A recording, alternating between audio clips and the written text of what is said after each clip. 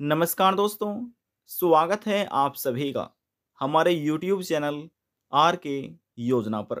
Pension से संबंधित एक और नया ताज़ा अपडेट, लेटेस्ट न्यूज़ आप सभी दिव्यांग और कुष्ठ अवस्था पेंशन धारकों के लिए लेकर हाजिर हो चुके हैं।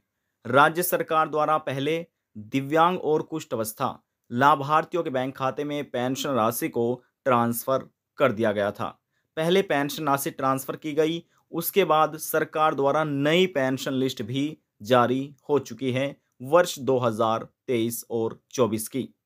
इसी बीच कुछ ऐसे पेंशन धारक भी हैं जिन पेंशन धारक का नाम इस नई लिस्ट में शामिल ही नहीं है। उन पेंशन धारकों का नाम इस लिस्ट से हटा दिया गया है।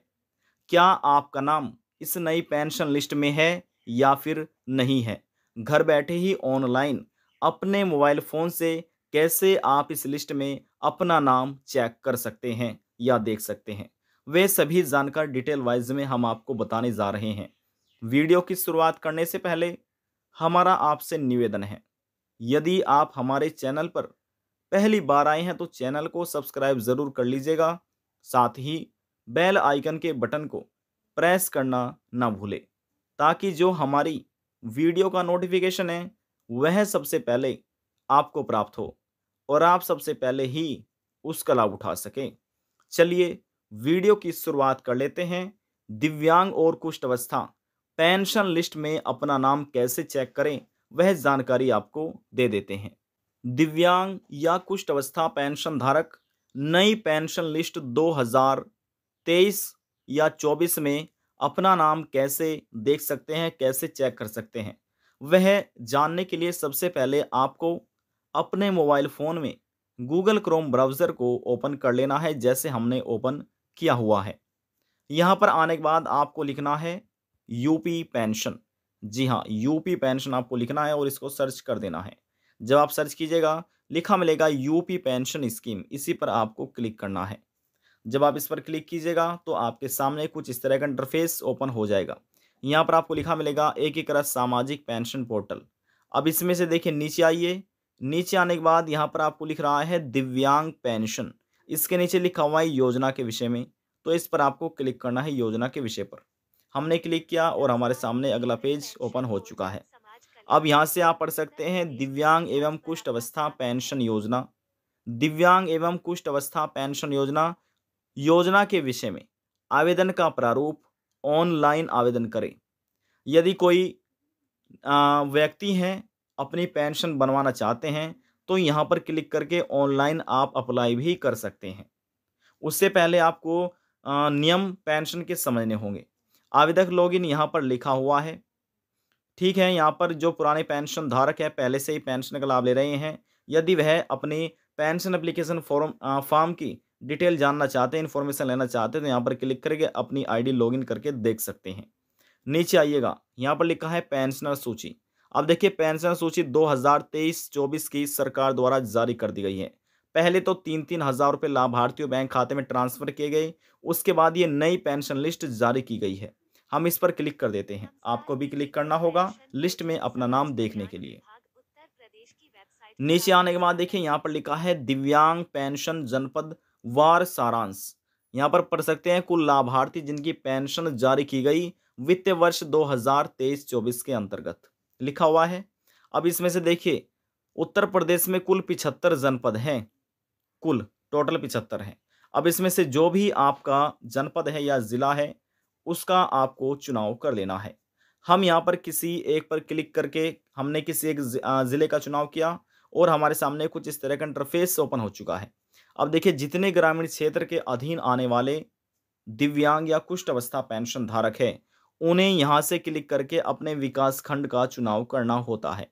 और यदि कोई शहर में रहकर पेंशन का लाभ ले रहा है तो उन्हें यहाँ पर देखिए लिखा है दिव्यांग पेंशन शहरी क्षेत्र नगर निकाय सारांश, तो उन्हें यहाँ पर क्लिक करके अपने नगर निकाय का चुनाव करना होता है।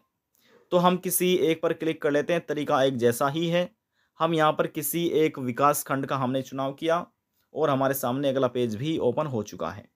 अब देखिए यहाँ पर देखिए लिखा है ग्राम पंचायत वार सारांश। अब यहाँ पर पेंशनधारक को क्लिक करके अपना ग्राम पंचायत का चुनाव कर लेना है। जो भी आपका ग्राम पंचायत है आप उस पर क्लिक कीजिएगा। हम यहाँ पर किसी एक पर क्लिक कर लेते हैं ताकि आप इसको अच्छे से समझ सकें। हमने किसी एक ग्राम पंचायत का चुनाव किया है और हमारे सामने अगला पेज भी ओपन हो चुका है। अब यहाँ से हम इसको स्क्रॉल डाउन कर लेते हैं। अब देखिए इस ग्राम पंचायत में केवल एक ही गांव का नाम सामने आया है। अब देखिए यहाँ से आपको थोड़ा ध्यान से इसको समझना है। वर्ष 2023-24 की यदि आप पेंशन लिस्ट देखेंगे तो ये आपको दिखेगी अप्रैल, मई और जून की, यानी कि वर्ष 2023 की। इसमें आपको दिखेगी जुलाई, अगस्त, सितंबर की। इसमें अक्टूबर, नवंबर और दिसंबर की। लेटेस्ट जो पेंशन ट्रांसफर की गई है राज्य सरकार द्वारा वह है जनवरी, फरवरी और मार्च महीने की 3-3 हज़ार रुपये लाभार्थियों बैंक खाते में ट्रांसफर किए गए हैं। यदि आप जो नई लिस्ट, लेटेस्ट जो लिस्ट है पेंशन की, उसमें अपना नाम देखना चाहते हैं तो जो देखें यहाँ पर एक ये लिखा हुआ है क्वार्टर फोर्थ लिखा हुआ है, देखें यहाँ पर ये क्वार्टर फोर्थ लिखा हुआ है। अब क्वार्टर फोर्थ में आपको क्लिक करना है। आपके गांव के जितने भी पेंशन धारक हैं यहाँ पर लिखे नज़र आ जाएंगे, तो यहाँ पर आपको क्लिक करना है। ठीक है, इन नंबर पर हमने क्लिक किया। क्लिक होने के बाद हमारे सामने अगला पेज भी ओपन हो चुका है। अब देखिए सबसे पहले क्रम संख्या यहाँ पर होती है और ये पेंशन का रजिस्ट्रेशन संख्या भी है, एप्लीकेशन आईडी नंबर भी यहाँ पर ही है। यहाँ पर पेंशन धारक का नाम है, यहाँ पर पेंशन धारक के पिताजी का या पति का या माताजी का नाम आ जाता है। महिला या पुरुष है, आयु वर्ग जनरल ओबीसी मेरिट किस कैटेगरी में आते हैं, मोबाइल नंबर, पेंशन धारक का पता, धनराशि, बैंक का नाम, अकाउंट नंबर और ट्रांजैक्शन स्थिति। ठीक है, ये सब इन्फॉर्मेशन यहाँ से मिल जाती है। अब यहाँ से हम इसको स्क्रॉल डाउन कर लेते हैं। अब देखिए यहाँ से हमने स्क्रॉल डाउन कर लिया है। यहाँ पर जैसे हमने आपको बताया रजिस्ट्रेशन संख्या होता है। यहाँ पर पेंशन धारक का नाम मिलेगा, उनके पिता या पति का नाम, महीना यानी कि जनरल ओबीसी मेरिट किस कैटेगरी में आप आते हैं यहाँ पर लिखा मिलेगा। यहाँ पर महिला या पुरुष है, कितनी उम्र है और यहाँ पर मोबाइल नंबर का एड्रेस, यहाँ पर आपका पता दिया होता है। अब देखिए 3-3 हज़ार रुपये पेंशन के इन लाभार्थियों को मिल चुके हैं। किस बैंक में बैंक खाता है आपका ये भी अपडेट किया गया है। अब देखिए यहाँ पर लिखा है पेमेंट रिलीज्ड, यानी कि सफलतापूर्वक इनको पेंशन भी मिल चुकी है। नीचे स्क्रॉल डाउन करते हैं, 3-3 हज़ार रुपये सभी लाभार्थियों को मिल चुके हैं। हालांकि जिसकी रुकी पेंशन है तो सरकार रुकी पेंशन भी ट्रांसफर करती है लाभार्थियों बैंक खाते में। आप हमारी पिछली वीडियो जाकर देख सकते हैं। सरकार द्वारा एक साथ एक वर्ष की 12,000 रुपये पेंशन राशि ट्रांसफर की गई, लाभार्थियों को रुकी पेंशन मिल चुकी है। अब बात करते हैं कि इन लाभार्थियों का नाम इस पेंशन पोर्टल से हटा दिया गया है। नई पेंशन लिस्ट में उन लाभार्थियों का नाम नहीं है। सरकार समय समय से पेंशन का और पेंशन धारक का सत्यापन करती रहती है। इसी बीच अधिकारी को यदि पाया जाता है कि जिसे हम पेंशन दे रही हैं अब वह इस यानी कि इस उनका जीवन काल समाप्त हो चुका है, यानी कि उनकी मृत्यु हो चुकी है और फिर भी पेंशन राशि बैंक खाते में ट्रांसफर की जा रही है। जब जांच पड़ताल की जाती है तो जांच पड़ताल करने के बाद जो ऐसा मालूम होता है तो उनकी पेंशन को हमेशा के लिए बंद कर दिया जाता है। और यदि कोई अपात्र हैं उनकी भी पेंशन हमेशा के लिए बंद कर दी जाती है, फिर वे कभी भी पेंशन लाभ नहीं प्राप्त कर पाएंगे।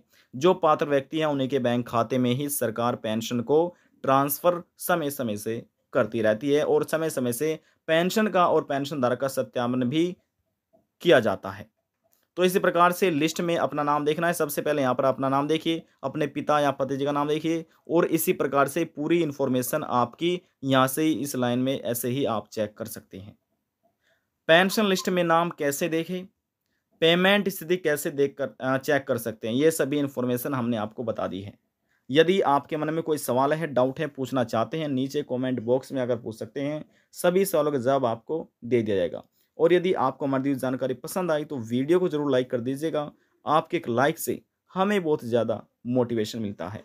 लास्ट में हम निवेदन यही करेंगे, चैनल को सब्सक्राइब और साथ ही बेल आइकन के बटन को प्रेस करना ना भूलें।